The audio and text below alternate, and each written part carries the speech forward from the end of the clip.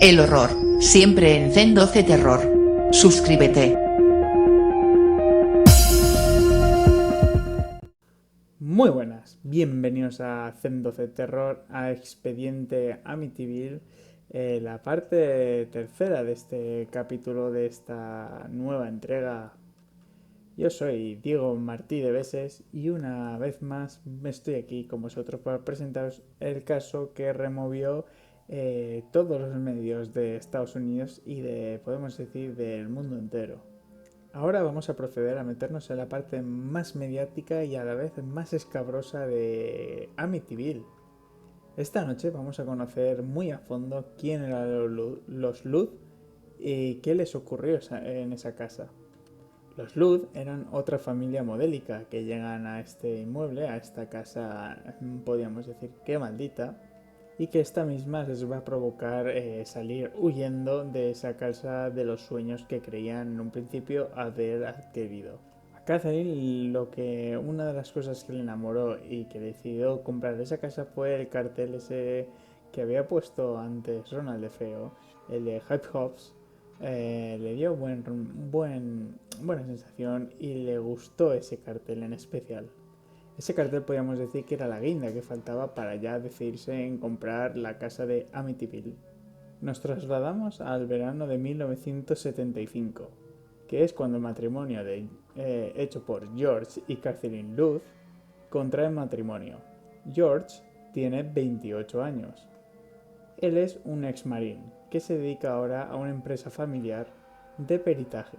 Catherine tiene 30 años y tiene 3 hijos de su anterior matrimonio. Daniel, que tiene 10, Christopher, de 7 años, y Melissa, de 5. Llegamos al otoño de 1975 y llega la primera toma de contacto de los Luz con esa casa. Esa casa colonial, espléndida, junto al río, que tiene un embarcadero, que tiene un jardín, que va a ser perfecta para la familia. Ellos en un principio estaban buscando una casa algo más modesta, pero no por eso se cerraron puertas y querían ver más posibilidades. Sobre todo, la gente de la inmobiliaria que les enseñó la casa les dijo algo así al matrimonio como que quería que viesen cómo vivía la otra mitad de Amityville, mostrando esta casa como referente. Uno de los grandes atractivos que tenía esta casa era la cantidad de habitaciones que tenía, que es uno de los motivos que Cathy vio muy positivos para todos sus hijos. Edith Evans era la agente inmobiliaria que se encargó de la venta de esa casa y definió la casa de tal manera como casa residencial en Amityville con 6 dormitorios, edificio colonial holandés, con un espacioso cuarto de estar, un magnífico comedor, un patio cerrado, 3 baños, un sótano completo, garaje para 2 coches, piscina de agua caliente y un gran embarcadero, con un precio muy suculento inicial de $80.000, que aún así para la familia Luz se les escapaba un poquito del presupuesto que tenían. Ellos estaban buscando casas entre $30.000 y $50.000. Pero en cambio también sopesaron que una casa con tantas habitaciones, con tantos lujos, podríamos llamarlo, era un chollo que no podían dejar escapar. La gente inmobiliaria, por una ley en Estados Unidos, le está obligada a contar la historia de esta casa y, lógicamente, le contó a la familia Luz lo que había ocurrido en ella. Pero bueno, todo esto no hizo que los Luz se tirasen para atrás, ya que en principio ni George Luz ni su mujer eran supersticiosos y no creían en que la casa estuviese encantada. Ellos seguían viendo que esta casa era una gran oportunidad que no podían dejar escapar. Pasan unos meses y nos plantamos ya en Navidades, nos plantamos en el mes de diciembre. Y es cuando la familia Luz se traslada por fin a esta casa de Oceans Avenue de Amityville. También hay que añadir que la familia Luz tenía un perro llamado Harry. Parece ser que cuando se mudaron, un amigo de George le recomendó bendecir la casa, ya que este chico estaba al corriente de lo que había sucedido en esa casa Y así fue como Daniel contactó con Ralph Decorado, aunque él amigablemente le llamaba el padre Ray, ya que fue el que le proporcionó a George la anulación de su primer matrimonio. A partir de ahí empezó a crecer una amistad. Hay que decir que bendecir la casa es una costumbre bastante habitual en Estados Unidos.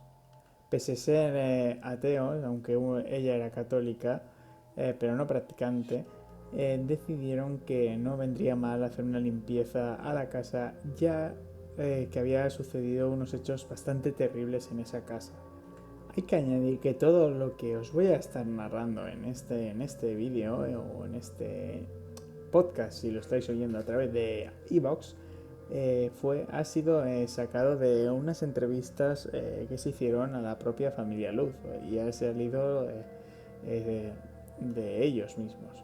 Hay que dejar claro que lo que voy a contar ahora me voy a alejar bastante, digamos, de lo que es la versión literaria o de las propias películas, ya que las películas o el libro siempre tiende a edulcorar más la historia para hacerla más atractiva, pese a que ya es atractiva. Entonces, digamos que os voy a contar tal cual las versiones que dieron tanto el marido como la mujer, incluso algún hijo también ha dicho y ha contado cosas que vio y sintió en esa casa.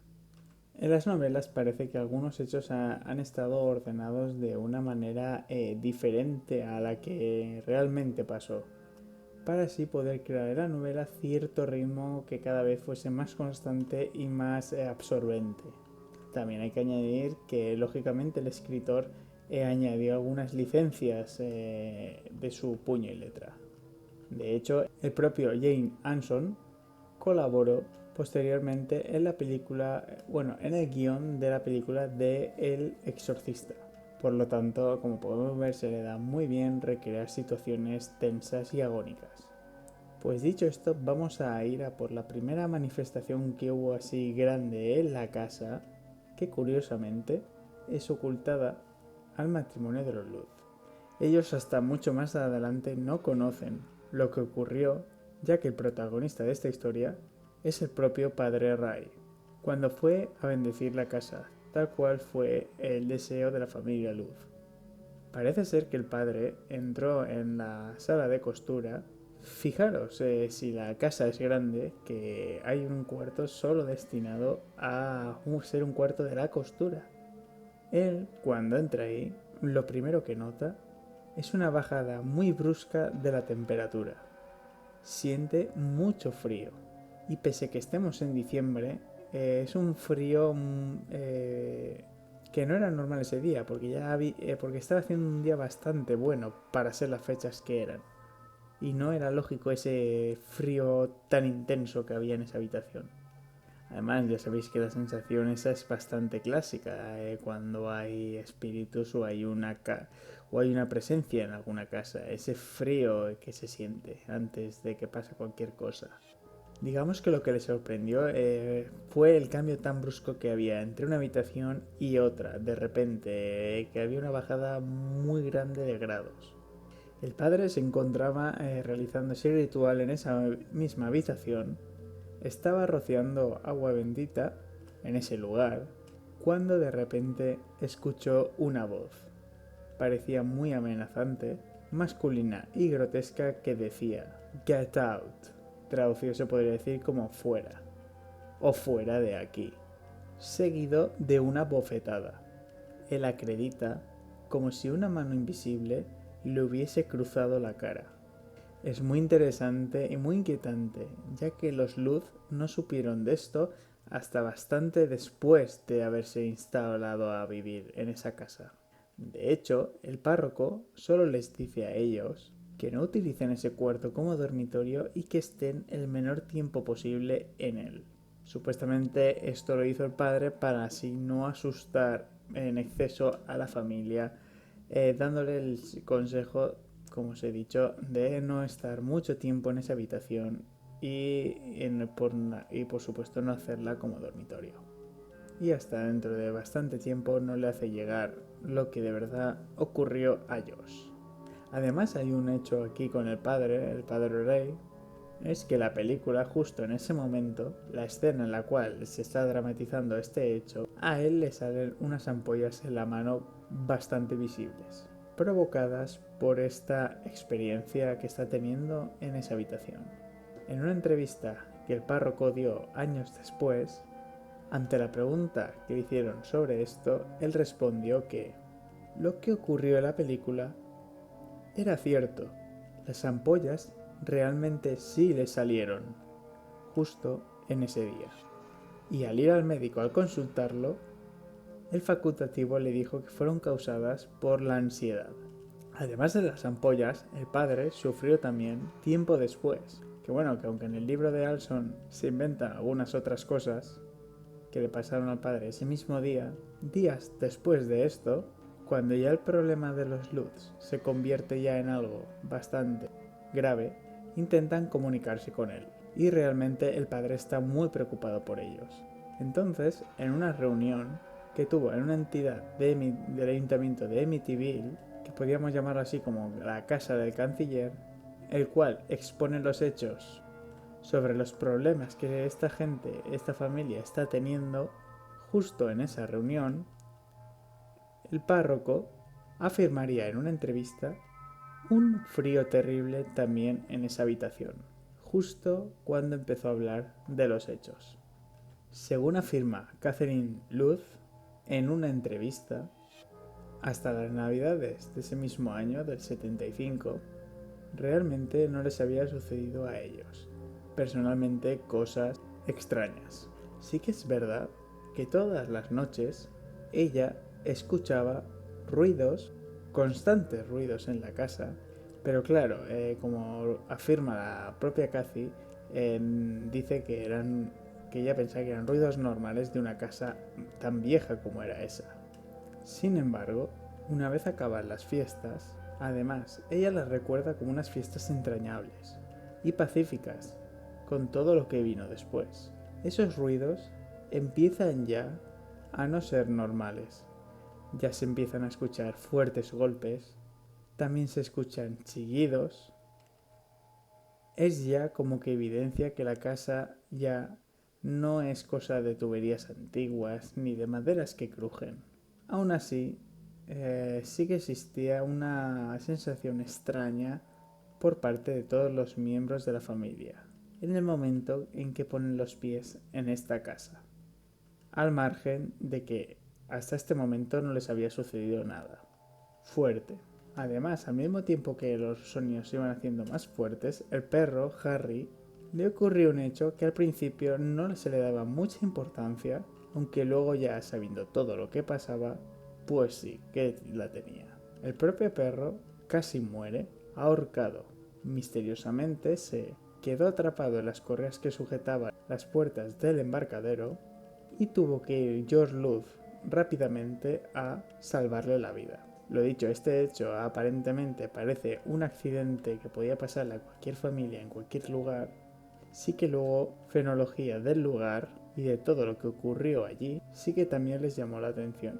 Y tendría lugar cuando las sensaciones empiezan a ser ya perturbadoras y creando un ambiente con cierta hostilidad y ya con muchísima frecuencia. Incluso ya llega la propia Catherine a afirmar de que eso parecía un circo de 3 pistas, porque podían llegar a estar ocurriendo fenómenos en los 3 pisos de la casa. Por ejemplo, igual un familiar en una planta estaba viendo algo, el otro en otra planta estaba escuchando otra cosa y el otro en la otra planta estaba pasándole otra cosa totalmente diferente. Esta llamada teoría de los 3 círculos que habló Katy en varias entrevistas, ella defendía con ello esto, que se llegaron a dar varias líneas de fenómenos paranormales que no escuchaban todos, sino que iban de manera individual. El que estaba en un piso escuchaba una cosa, el que estaba en otra zona escuchaba otra muy diferente, y así sucesivamente.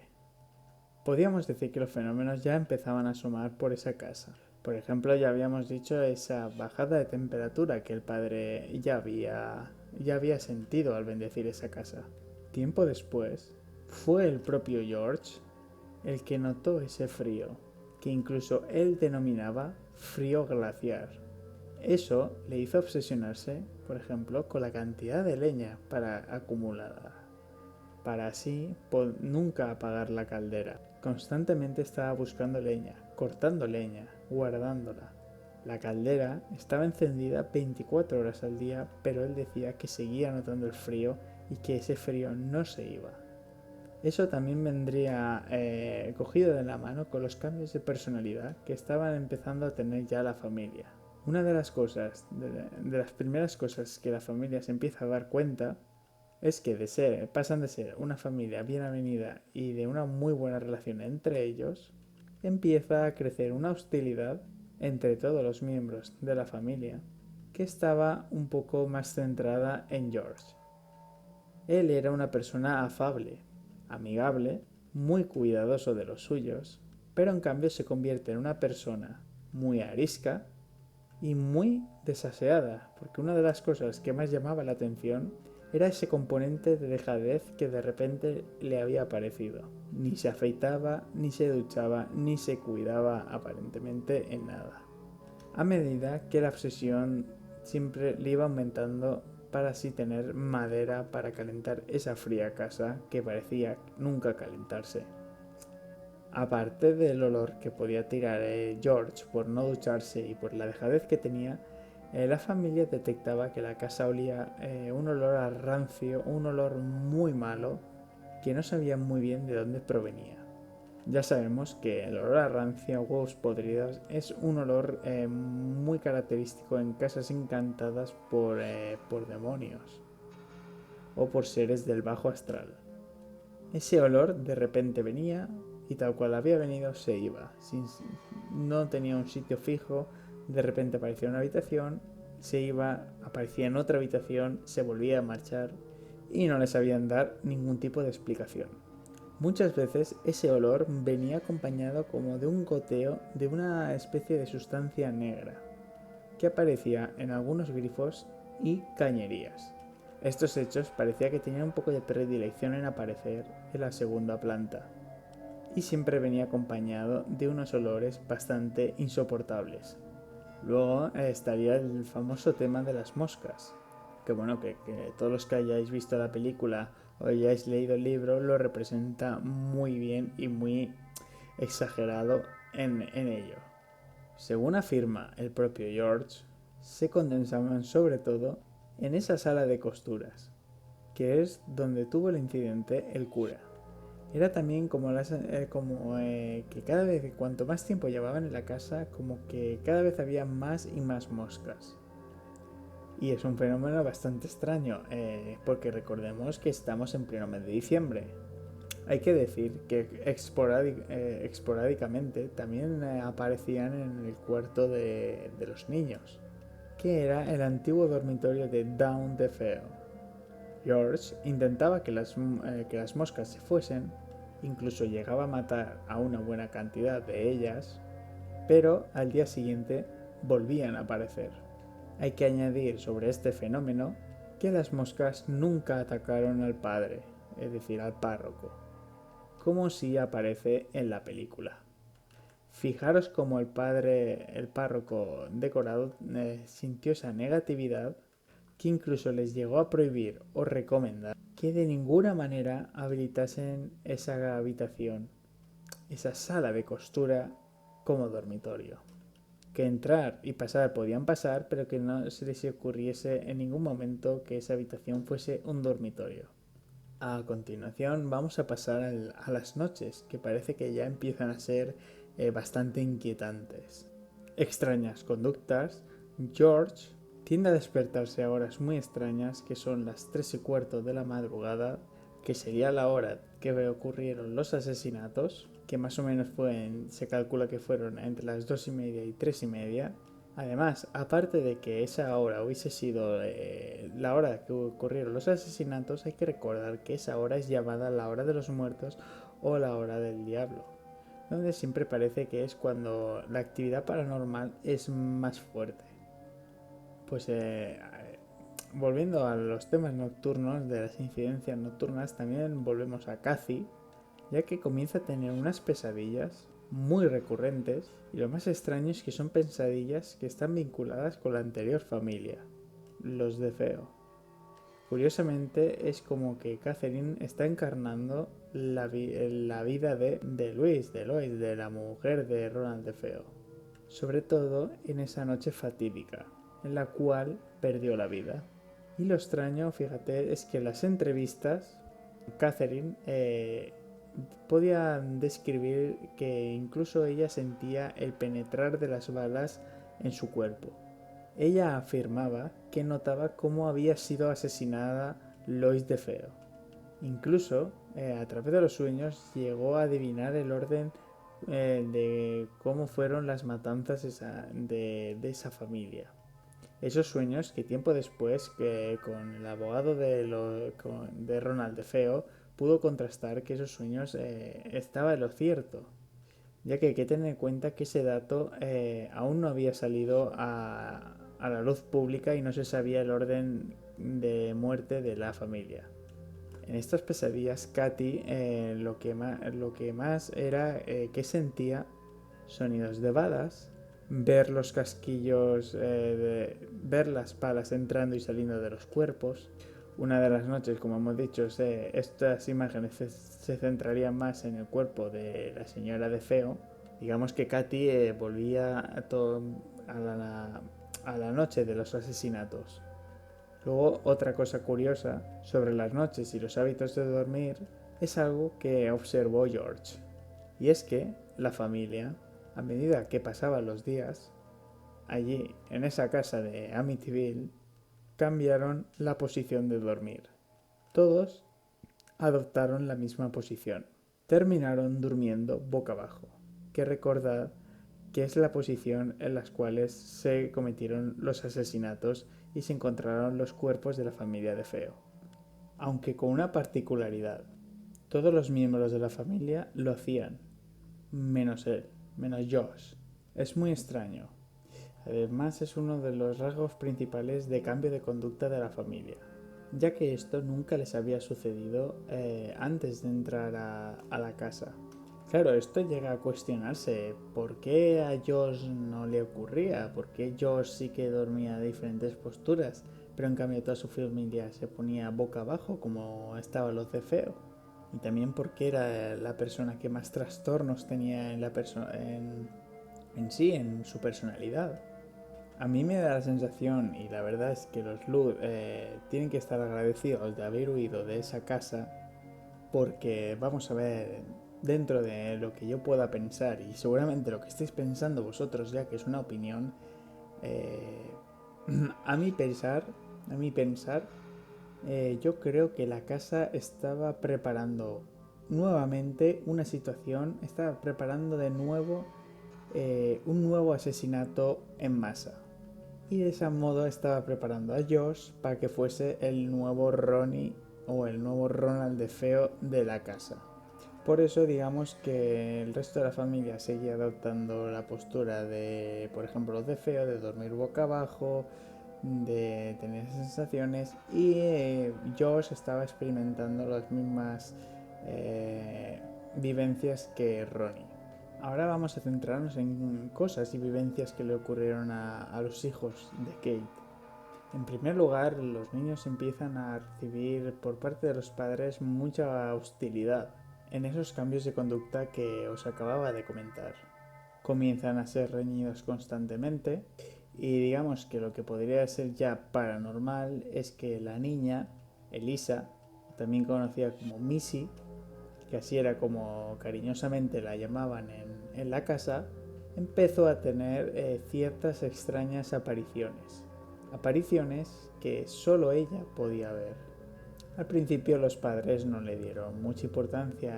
Kate pensaba que simplemente su hija se había creado una amiga imaginaria y jugaba con ella. Sobre todo por una conversación que ya extrañó un poquito a la madre. Y es que un día la pequeña Missy se acercó a la madre y le dijo algo así como: «Mamá, ¿los ángeles hablan?». Claro, Kate, un poco desconcertada, le dijo, creo que sí, pero ¿por qué me lo preguntas? Y claro, Missy respondió, porque creo que hay un ángel en mi habitación. Y resulta que Missy comenzó a hablar de una personalidad, o podemos decirlo de una entidad, llamada Jodie. Pero claro, lo bizarro viene cuando la familia le pregunta a Missy cómo es Jodie, creyendo que va a lógicamente describir a una niña. Y claro, Missy les dice, pues Jodie es como un cerdo. A veces aparece muy grande, otras veces aparece muy pequeño, en ocasiones es invisible, otras veces sí que se deja ver. Así que esa amiga imaginaria, esa tal Jodie, era un cerdo. Claro, tanto Josh como Katie al principio siempre creían que era una invención, una imaginación de la niña.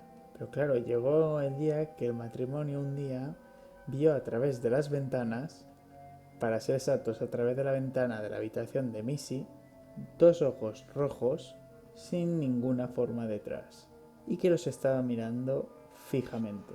Que concretamente fue Josh, que estaba regresando del embarcadero y levantó la mirada y dirigió la mirada hacia la habitación de Missy y vio aquellos penetrantes ojos que le observaban, que en la película se representa con la visión de ese cerdo que se ve en esa ventana, como representando a lo que Missy contaba.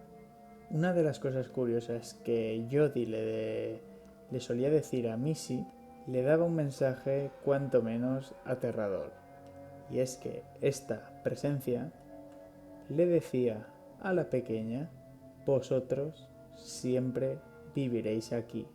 A raíz de esto es cuando ya empezaron a tener pánico y a crecer esa sensación de que no querían estar ahí el resto de su vida, y que esa casa no tenía nada bueno. Además, esta frase se puede interpretar como que ellos iban a morir y se iban a quedar ahí para siempre. Acercándonos luego al tema de los animales, siempre se ha comentado que las entidades demoníacas tienden a manifestarse o bien con forma de animal o bien con forma de niño, lo cual aterra bastante. El hecho de que fuese un cerdo es curioso porque ya no solo se le aparecía y podía ver los ojos que os he comentado, sino que además en la nieve de fuera de la casa, más de una ocasión, George veía pisadas que parecían pezuñas, cosa que no se parecían en nada a las huellas que dejaba su perro Harry, o sea, eran pezuñas de un animal porcino.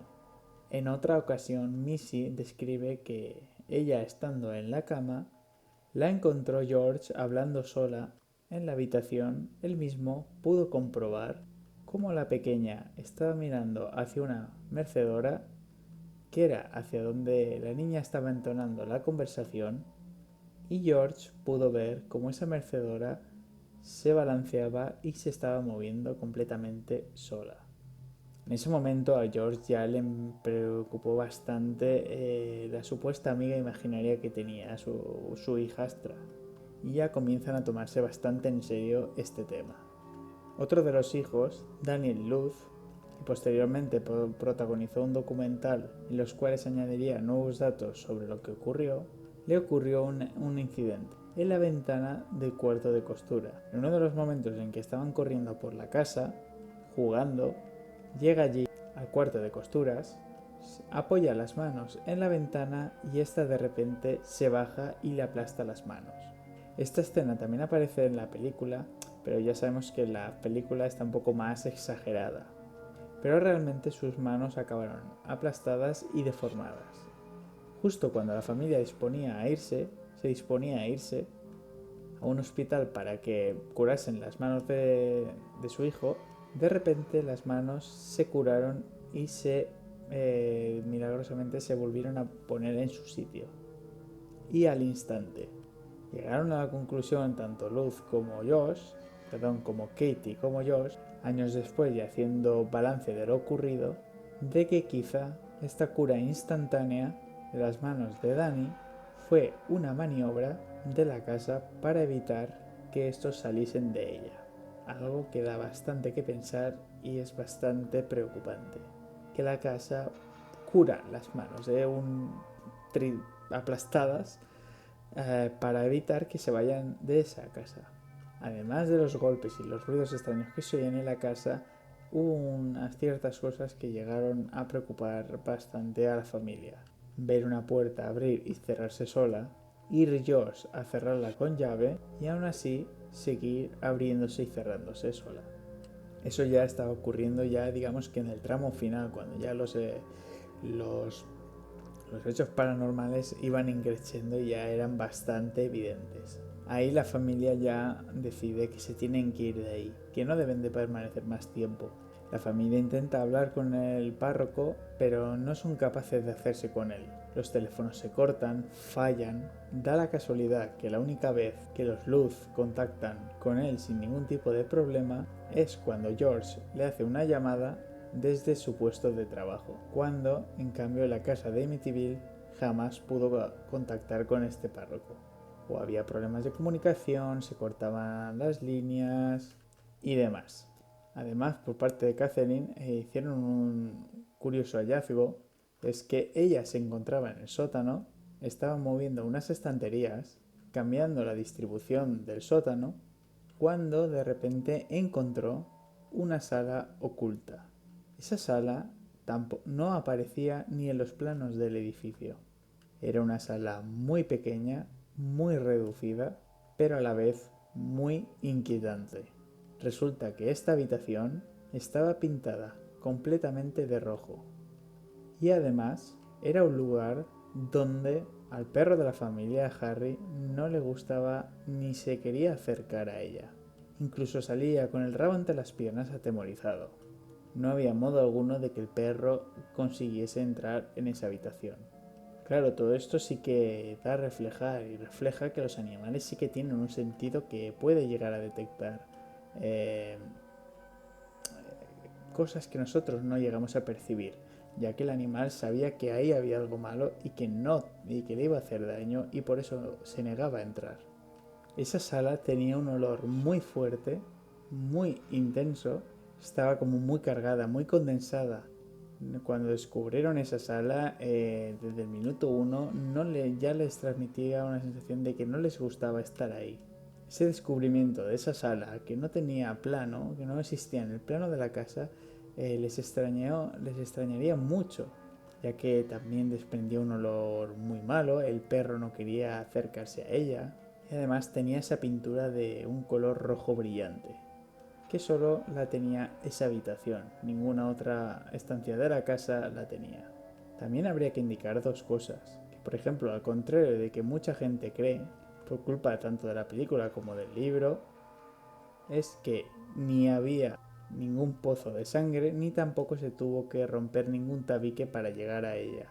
Simplemente Cathy, moviendo estanterías, apareció.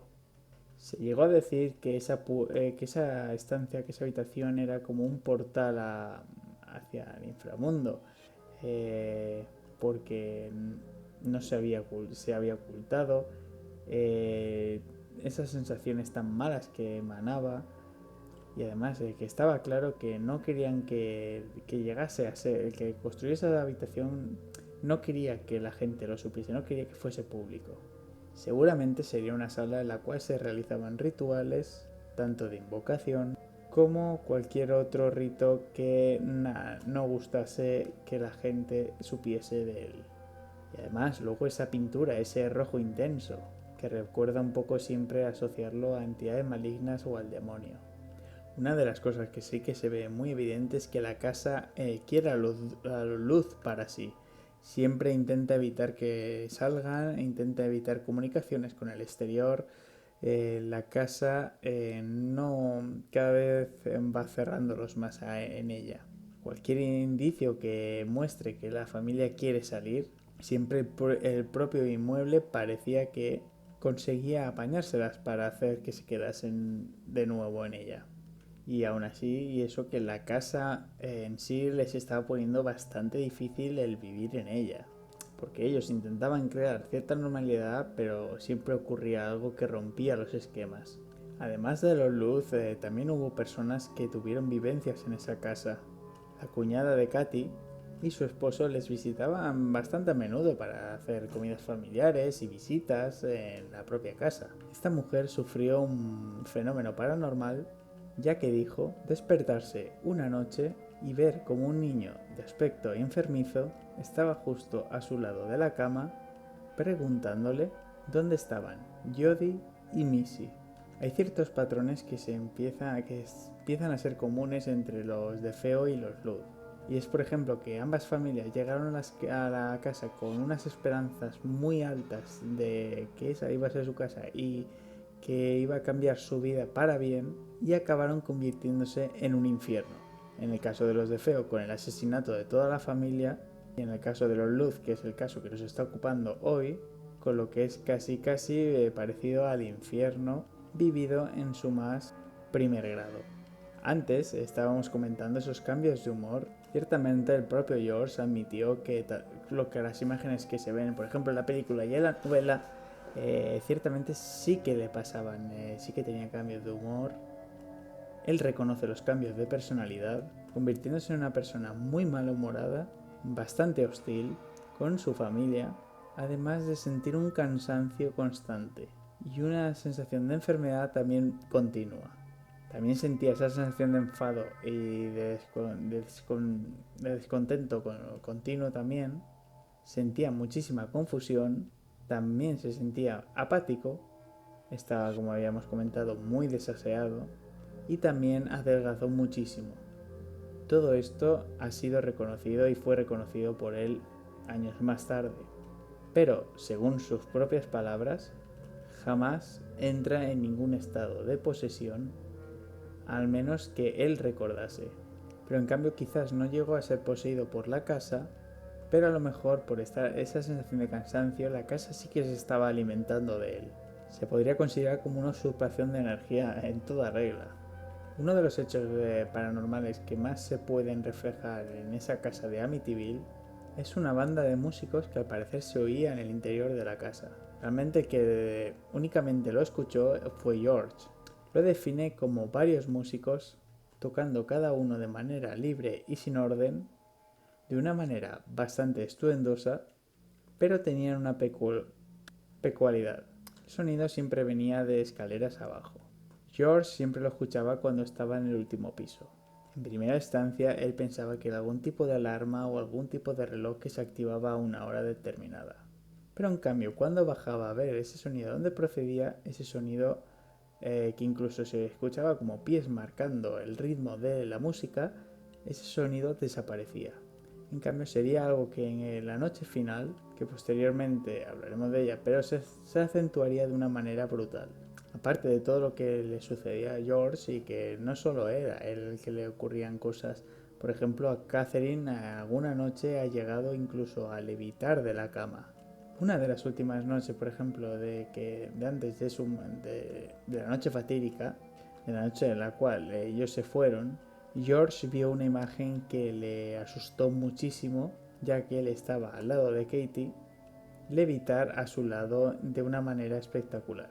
Él, al momento de ver esa imagen de su mujer estando levitando, la bajó de enseguida, despertando a su mujer en ese momento. Está abriendo los ojos y viendo a su marido con un rostro de terror auténtico. Curiosamente, esas levitaciones volvieron a ocurrir a los Luz, incluso habiendo abandonado la casa. Una de ellas sería practicando la meditación, y luego les ocurrió una segunda vez a ambos practicando también otro tipo de meditación, pero les ocurriría de una manera más pacífica. No la achacaron ni a la casa ni a los hechos ocurridos en Amityville.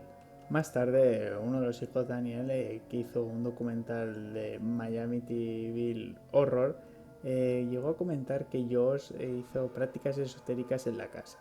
Según el propio George, él tuvo una experiencia con la Ouija en la propia casa.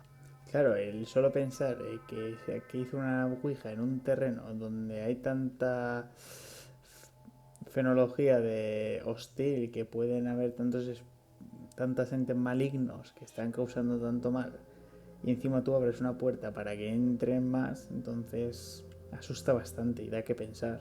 También se dice la figura que apareció, la figura como de una bruja, una vieja anciana que se personificó en el rostro de Katie. Parece ser que una noche la apariencia facial de Katie cambió de una manera bastante tenebrosa. Al parecer Katie se encontraba en un sueño bastante profundo y George la despertó, ya que vio cómo su mujer se había convertido en una anciana decrépita, lo que ella misma, Katie, comprobaría que era cierto, ya que al mirarse en el espejo, al mismo tiempo que veía su rostro convertido en una vieja totalmente tenebrosa y con aspecto de una vieja bruja, ella misma sentía un sentimiento de enfermedad y confusión. Eso es algo que ella diría y afirmaría.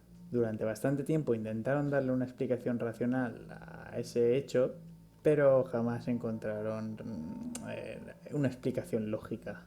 Y ya nos aproximamos a esa noche que ya cambia la vida a la familia, ya que tuvieron que salir de esa casa prácticamente con lo opuesto, dejando todas sus pertenencias en la casa. Que esa última noche nos la vamos a reservar para el próximo capítulo, ya que es una noche que pasan muchísimas cosas, que es mejor no contarlo en 3 minutos. Así que yo creo que lo mejor es que lo dejemos para el próximo capítulo, que va a ser muy interesante. No sin antes invitaros a que por un momento penséis que de repente en vuestra casa se convierte en un infierno y que tenéis que tomar la decisión de iros en ese momento porque tenéis la sensación por dentro de que esa casa os va a matar, os va a hacer algo malo. Entonces os tenéis que iros con lo opuesto. Bueno, con esto os quiero recordar que tengo página de Facebook, tengo página de Twitter, también de Instagram y un canal en YouTube, además del de iVoox, que también me estaréis escuchando a través de ese.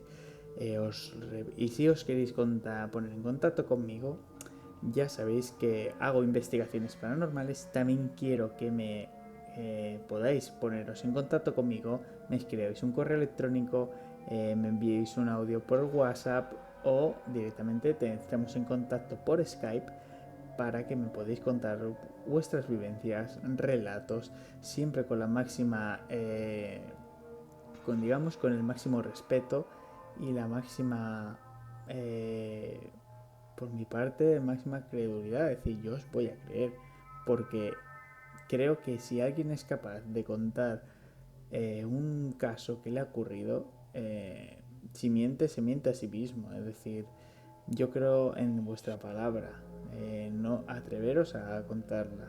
También deciros, como habéis visto en iVoox, siempre vais a tenerlo el contenido con anticipo y habrá veces que haya contenido en exclusiva para los que apoyan al canal. Porque una pequeña donación vuestra hace que, por ejemplo, podamos mejorar en equipo, en investigaciones. Y digamos que es como también una muestra de cariño, de decir, hostia, nos gusta como lo haces.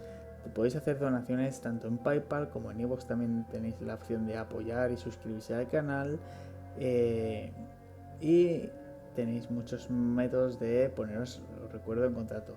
Uno importante es el correo electrónico, que es cem12 arroba cem12terror, perdón, cem12terror arroba gmail.com.